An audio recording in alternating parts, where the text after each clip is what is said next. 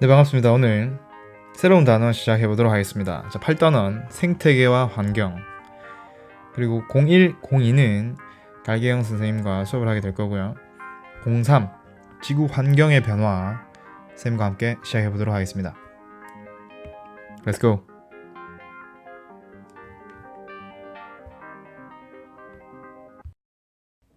자, 이건 지금 무슨 사진일까요? 자, 북극곰이 있는데 북극곰이 서 있는 얼음이 지금 점점 녹고 있습니다. 자, 이것과 관련된 우리 지구 환경의 변화 뭐가 있을까요? 네, 바로 지구 온난화 현상입니다. 자, 18세기 말 산업 활동이 본격화되기 시작하면서 석탄이라든지 석유 같은 화석연료의 사용량이 꾸준히 증가하고 있습니다.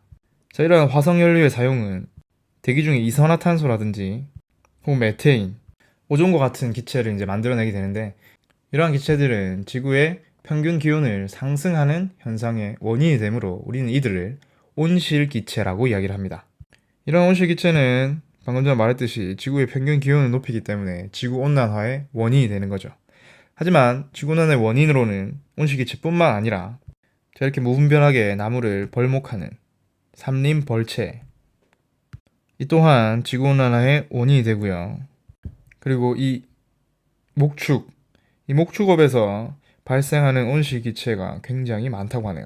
이러한 무분별한 가축 사육도 지구온난화의 원인이 됩니다. 자, 이런 여러가지 원인들로 인해서 지구온난화가 이루어지고 있다는 거. 그렇다면 이러한 지구온난화로 인해서 많은 변화가 있을 텐데, 특히 우리나라에서 일어나는 변화는 어떤 것들이 있느냐 하면, 교과서에서는 두 가지를 들고 있습니다. 자, 첫 번째는 농작물 재배지 변화입니다. 자, 온도가 점점 따뜻해지니까 우리나라에서 가장 따뜻한 제주도에서 재배되던 이 한라봉들이 점점 윗지방에서 재배가 된다라거나, 아니면 보송 녹차 유명하다고 하죠. 보송 녹차들이 점점 윗지방에서 재배가 된다라는 거. 이렇게 농작물이 재배되는 위치가 점점 올라갈 거고요. 자, 오른쪽에는 어종의 변화입니다. 자, 어종의 변화도 바닷물이 점점 따뜻해지기 때문에 아래쪽에 있던 어종들이 윗지방으로 이제 올라가게 된다라는 거죠. 자, 이런 우리나라에서 변화는 둘째치고 가장 중요한 변화는 바로 해수면의 상승입니다. 자, 해수면이 높아진다는 거죠. 자, 이 해수면 상승의 직접적인 원인 두 가지는, 자, 극지방에 있던 빙하들이 녹습니다. 그래서 물이 많아지니까 해수면이 상승하게 되겠죠. 자, 해수의 열팽창입니다. 자, 온도가 올라가게 되면 이 바닷물 분자 사이의 거리가 평균적으로 조금씩 늘어나게 됩니다. 그렇게 되면 전체 부피가 커지게 되겠죠. 그래서 해수면이 상승하게 된다는 겁니다. 이 두 가지 원인 잘 기억을 해두세요. 자, 이렇게 해수면이 상승하게 되면 강수량과 증발량이 변화하게 되고, 이는 곧 기상이변으로 연결이 되죠. 자, 이렇게 되면 육지와 이 해양의 생태계가 변화되기 때문에 우리에게 큰 영향을 미치게 되는 겁니다. 자, 그래서 이걸 막기 위해서 우리나라를 비롯한 세계 각국은 화석연료를 사용량을 줄인다든지 아니면 신재생에너지를 개발하는 등의 여러 가지 노력을 기울이고 있죠. 자, 그럼 이제 새로운 내용을 좀 다뤄보도록 할게요. 자, 바로 대기 대순환인데요. 자, 대기가 굉장히 크게 순환한다는 뜻이에요. 자, 그러면 우리 한국에서의 순환을 이야기하느냐? 아닙니다. 지구 전체를 봤을 때 그 대기들의 순환을 대기 대순환이라고 하고요. 자, 이게 바로 지구 전체 규모의 대기 순환을 나타낸 그림입니다. 자, 여기 왼쪽 부분을 봅시다. 자, 이 왼쪽 부분을 보시면 이게 큰 화살표, 붉은색 화살표로 나와 있는 부분 있죠. 자, 이 부분은 비교적 지구의 표면에 가까운 부분에서의 바람의 방향을 나타낸 거고요. 이 오른쪽 부분은 높은 부분까지, 지구 표면에서 높은 부분까지 대기의 흐름을 나타낸 화살표입니다. 여기가 영도, 적도지방입니다. 이 적도지방에 굉장히 태양 에너지가 많이 내리쬐기 때문에 상승합니다, 공기가. 그래서 이렇게 돌아가게 되는 거죠. 그래서 여기에서 이렇게 한 바퀴 돌게 되고요. 그 다음에 이쪽에서 또 한 바퀴, 그 다음에 극지방에서 또 한 바퀴, 이렇게 세 파트로 나눌 수가 있습니다. 자, 그래서 위도 0도부터 30도까지의 이 순환을 우리는 해들리 순환이라고 이야기를 하고요. 그리고 위도 30부터 60까지의 이 순환 우리는 페렐 순환, 그리고 위도 60부터 90까지 이걸 우리는 극순환이라고 이야기를 하죠. 그 다음 참고적으로 지구 표면에 부는 바람을 보시면 이렇게 휘어져 있습니다. 그죠? 이렇게 휘어지는 건 지구 자전에 의해서 코리올리 효과라는 것에 의해 이렇게 바람이 휘어지게 됩니다. 자, 그러면은 이렇게 지구 표면에 이렇게 바람이 불기 때문에 바닷물 또한 이 바람의 방향과 같게 흘러가게 되겠죠. 이를 우리는 해류라고 이야기를 하고요. 여기 사진을 자세하게 보시면 이 극지방에서 위도 30도까지 해들리 순환에 의한 해류는 이런 북적도 해류, 남적도 해류, 이렇게 적도에 가깝게 흐르는 해류가 영향을 이렇게 주게 되고요. 그리고 위도 30도에서 60도까지의 페렐 순환에 의한 해류는 이런 북대서양 해류라든지 북태평양 해류, 요 위도 영역에 있는 이러한 해류들이 페렐 순환에 의한 것이겠죠. 그리고 이 세 개의 순환 각각을 우리는 순환 세포라고 이야기를 하고요. 그래서 대기 대순환에는 세 가지 순환 세포가 있다라고 이야기할 수가 있겠네요. 세 가지는 극순환, 페렐 순환, 해들리 순환이 되겠죠. 자, 여기에서 해들리 순환 이 부분을 좀 자세히 볼게요. 자, 지금 여기 위도 0, 적도 지방에서 상승 기류가 생겨서 이렇게 위도 30도 지역에서 내려갑니다. 그죠? 그러면 공기가 하강하고 있기 때문에 이 지대의 압력이 굉장히 높습니다. 그래서 고압대가 여기에 형성이 되고요. 고압대가 형성이 되면 날씨가 맑고 기후가 건조합니다. 그래서 사막이 많이 분포를 하죠. 하지만 최근에는 이 사막 주변 지역의 생태계가 파괴되면서 사막이 점차 확장되고 있는데 우리는 이를 사막화라고 이야기를 합니다. 이 사막화의 원인을 들어보자면 첫 번째는 바로 대기 대순환의 변화입니다. 강수량의 감소 등이 바로 그 이유가 되죠. 하지만 이런 자연적인 이유 말고도 인위적인 원인도 있습니다. 사람에 의한 거죠.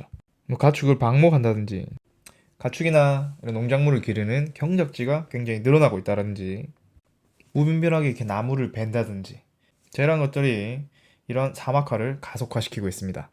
자, 이게 지속될 경우 생물이 서식지를 잃게 되면서 생태계에는 큰 변화가 일어나게 되고요. 또 농경지가 줄어들게 되면 작물 수확량이 감소해서 식량 부족 현상이 일어날 수도 있고요. 자, 그래서 먼지 바람이 또 심해지게 되고 황사가 발생하게 되죠. 자, 우리나라로 지금 날아오는 그 황사 먼지들이 전부 다 이 왼쪽에 사막에서 대부분이 발생을 하고 있죠. 자, 이걸 억제하기 위해서는 이렇게 숲의 면적을 늘리고 산림 벌채를 최소화하면서 가축의 방목을 줄여야 됩니다. 그래서 예전에 무한도전에서 사막에 이렇게 파시포라 생존 가능한 장자송이라 이렇게 나무를 심으러 간 적도 있었습니다. 자, 그리고 또 다른 이상기후 현상 우리가 한번 알아볼 텐데요.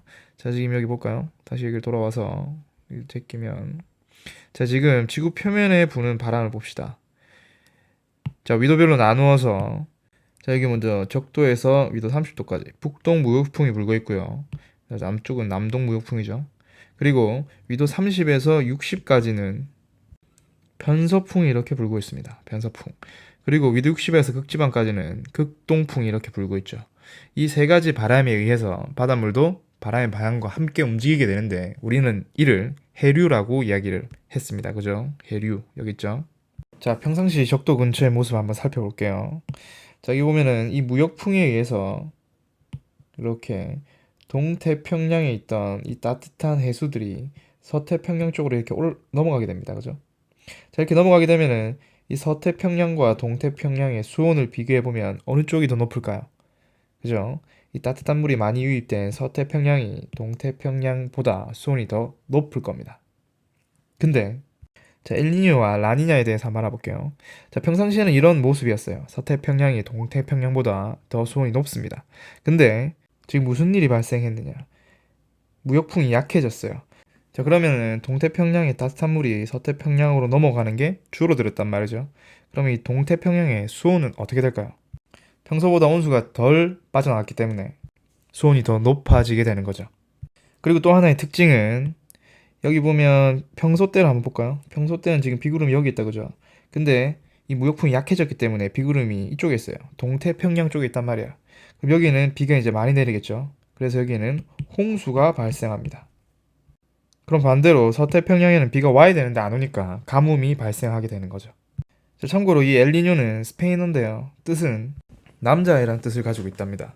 이게 왜 그러냐면 이 엘니뇨 현상이 이제 몇 년에 한 번씩 나타나는데 주로 크리스마스 근처에 나타난대. 그래가지고 예수, 아기 예수의 이름을 따서 남자아이라는 뜻의 엘니뇨라고 부른다고 합니다. 자, 그 다음에 라니냐 한번 볼게요. 자, 라니냐는 전부 다 반대입니다. 여기 보시면 무역풍이 강해졌어요.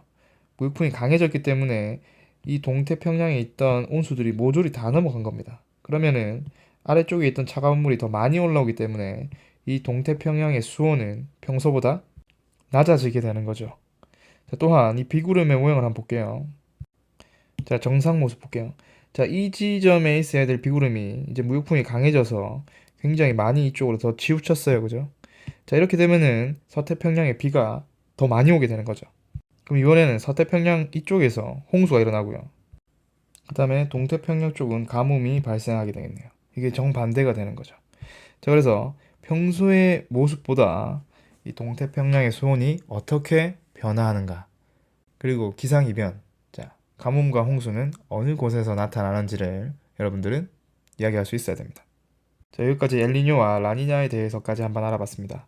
오늘 내용이 좀 많은데 잘 정리를 해주기 바랍니다. 자, 엘니뇨와 라니냐, 그리고 사막화, 그리고